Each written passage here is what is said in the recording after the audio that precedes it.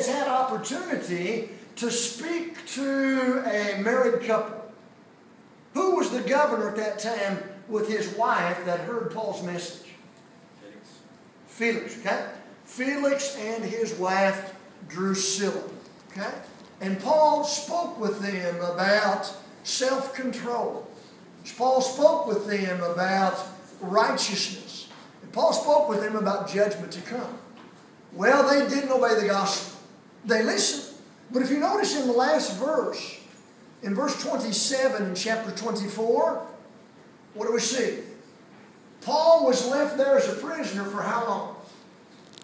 2 years. So when we open our Bibles then to chapter 25, this is after the passing of that 2 years, because when we come to chapter 25, there's already a new governor. No longer is it Felix, now it is Festus. Okay? So the historical date is approximately AD 60, AD 60.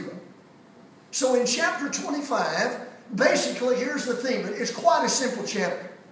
We don't have to move from one place to another. It's not a long sermon on Paul's part. It's Paul being interrogated before Festus. And so what we hope to do today is look at some of the points in the chapter, and then if we have some time remaining, do a review of some of the things that we've already seen in the book of Acts. Let's look now beginning in chapter 25, and I'll start reading in verse number 1. The Bible says, "Now when Festus was come into the province, after 3 days he ascended from Caesarea to Jerusalem."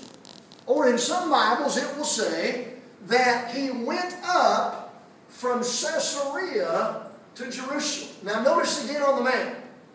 Here is Caesarea along the coast, and here is Jerusalem much further south.